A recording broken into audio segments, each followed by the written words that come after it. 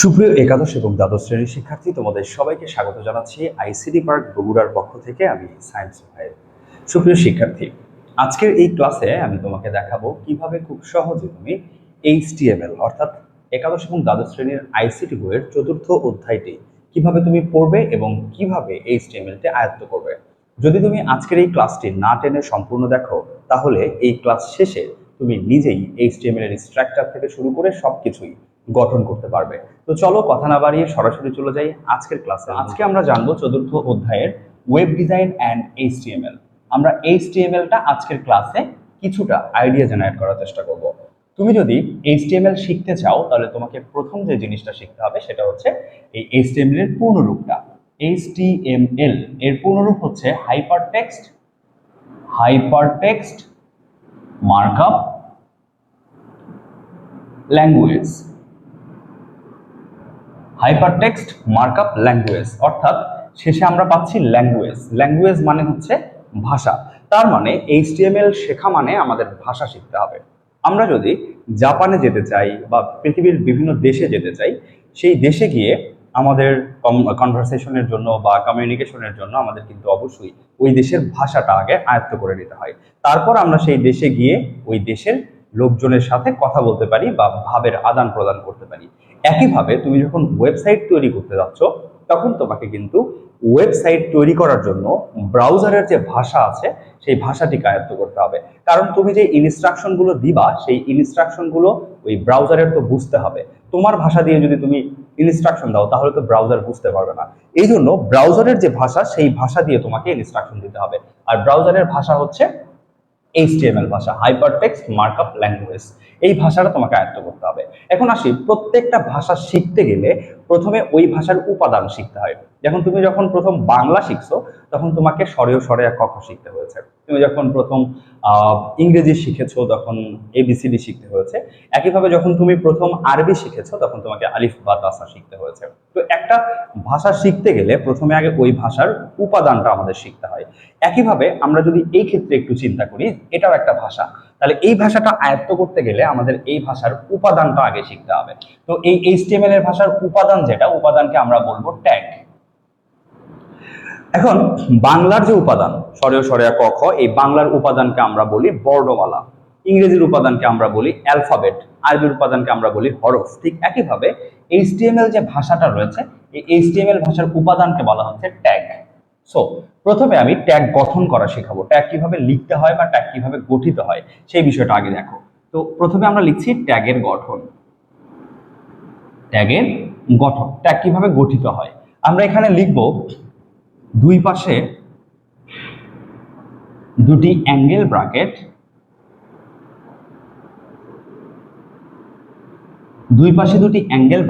এবং তার মাঝে একটি কিওয়ার্ড থাকলেই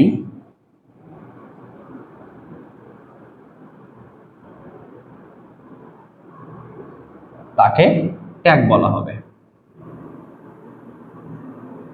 তাহলে দুই পাশে দুটি অ্যাঙ্গেল ব্র্যাকেট এবং তার মাঝে একটি কিওয়ার্ড থাকলেই তাকে ট্যাগ বলা হয়। যেমন এই যে দুই পাশে দুইটা অ্যাঙ্গেল ব্র্যাকেট দিলাম, এর মাঝখানে আমরা যা লিখবো সেটাই হচ্ছে কিওয়ার্ড। তাহলে এর মাঝখানে ধরো আমি লিখছি এইচটিএমএল। এটা কি সবসময় এইচটিএমএলই থাকবে?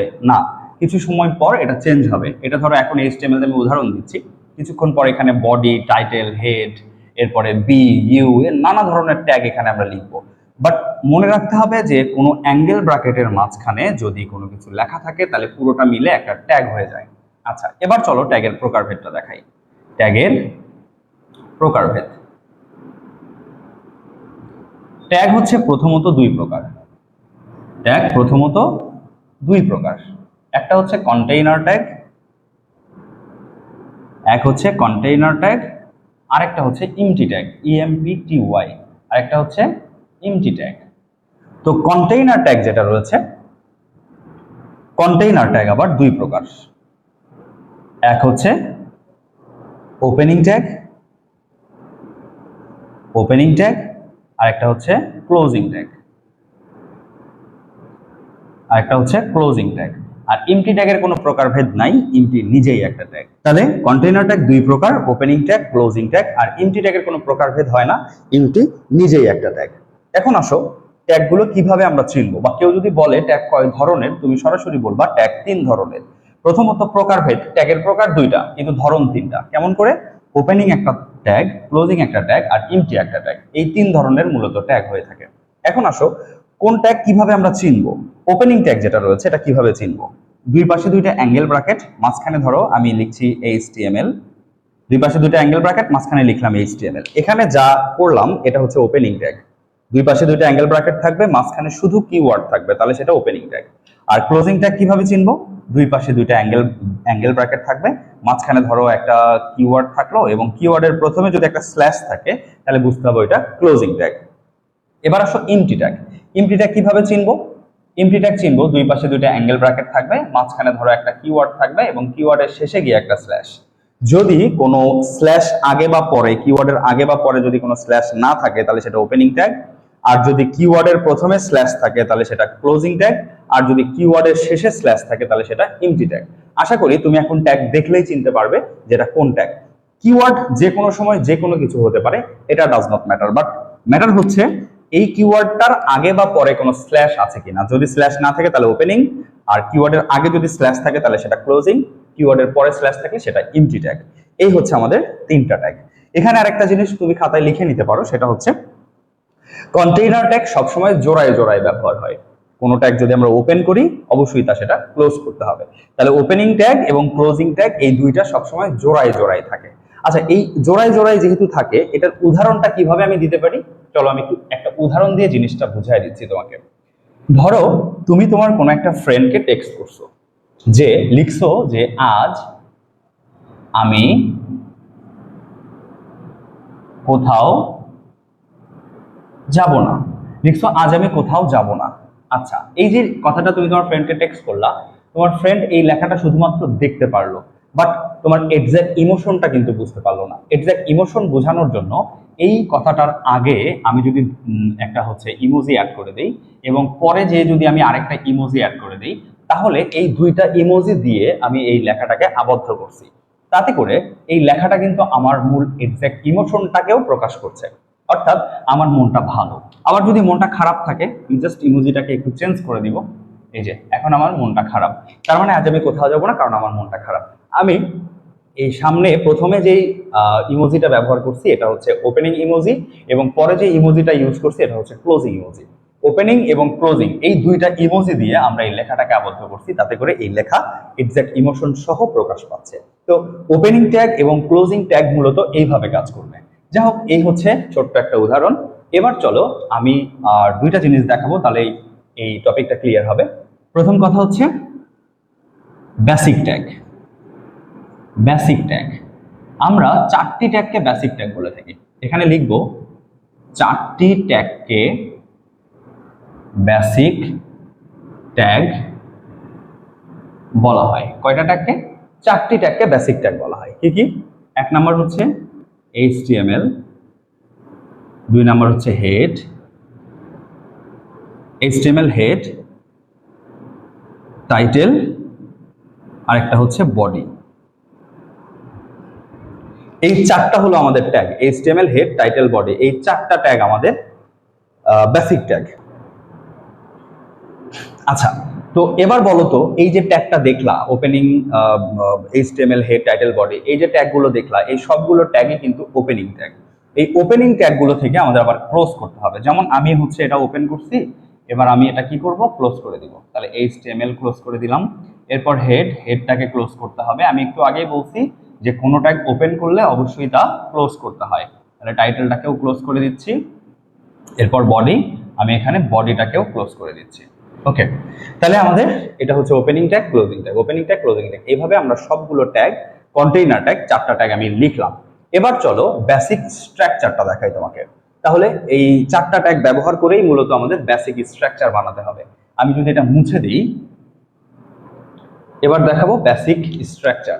তাহলে আমি যদি এখানে লিখি বেসিক স্ট্রাকচার, বেসিক স্ট্রাকচারটা কেমন হবে? এই যে এটা হচ্ছে আমাদের বেসিক স্ট্রাকচার, ওপেনিং এইচটিএমএল, দেন ক্লোজিং এইচটিএমএল। আমি যেভাবে লিখছি তোমরা খাতাতে ঠিক সেভাবেই লিখে নিতে পারো। তাহলে ওপেনিং এইচটিএমএল, ক্লোজিং এইচটিএমএল, এরপর হেড, ওপেনিং হেড, দেন ক্লোজিং হেড, এরপর ওপেনিং টাইটেল, দেন ক্লোজিং টাইটেল, এরপর ওপেনিং বডি, দেন ক্লোজিং বডি। আচ্ছা, এবার তোমার প্রশ্ন হচ্ছে যে আমি এভাবে কেন লিখছি। এটা বুঝতে হলে আমাদের আরেকটা ছোট্ট এক্সাম্পল বুঝতে হবে। সেটা হচ্ছে, ধরো আমি একটা ওয়েব পেজের কথা যদি কল্পনা করি, তাহলেই আমাদের সামনে আসবে যে ওয়েব পেজের অংশ হলো দুইটা, একটা হলো হেড অংশ, আরেকটা হচ্ছে বডি অংশ।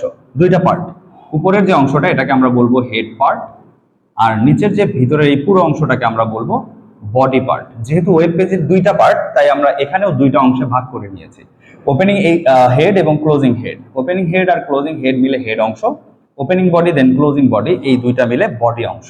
তাহলে ওপেনিং হেড ক্লোজিং হেড মিলে হেড পার্ট, আর ওপেনিং বডি ক্লোজিং বডি মিলে বডি পার্ট। আর এই দুইটা জিনিসকেই ওপেনিং এইচটিএমএল এবং ক্লোজিং এইচটিএমএল দিয়ে আবদ্ধ করা আছে। এখন ওপেনিং হেড, ক্লোজিং হেড, হেডের ভিতরে থাকবে শুধু title, opening title, closing title. এখন ধরো এই যে উপরের হেড অংশ, হেডের ভিতরে থাকবে শুধু টাইটেল, আর যাবতীয় ইনফরমেশন গুলো মূলত বডিতে লিখতে হবে। এই জন্য ওপেনিং বডি, ক্লোজিং বডি এই জায়গায় আমরা ফাঁকা রেখেছি। এখন ধরো এই টাইটেলের ভিতরে যদি আমি লিখি আইসিটি, সাথে সাথে আমার এই হেডের টাইটেলের ভিতরে লেখা উঠবে আইসিটি। আর ওপেনিং বডি, ক্লোজিং বডি, আমি যদি এখন বডির ভিতরে কোনো একটা কিছু লিখি, ধরো লিখলাম বাংলাদেশ, সাথে সাথে আমার এই বডির ভিতরে লেখা উঠবে বাংলাদেশ। আমি যা লিখবো সেই লেখাটাই এখানে দেখা যাবে। তো এই হচ্ছে মূলত এইচটিএমএল এর ব্যাপার। আমরা যখন এই কোডটা গঠন করতে পারবো বা বেসিক স্ট্রাকচারটা তৈরি করতে পারবো, তখন আমরা এই বেসিক স্ট্রাকচারের উপর ভিত্তি করে আমাদের ওয়েবসাইটটাকে চমৎকারভাবে সাজায় ফেলতে পারবো। তো এই আলোচনাটা যদি তোমার মাথায় তুমি একবার নিতে পারো, তাহলে পুরো এইচটিএমএল এর যতগুলো টপিক আছে সবগুলো টপিক তোমার কাছে অনেক বেশি ইজি মনে হবে।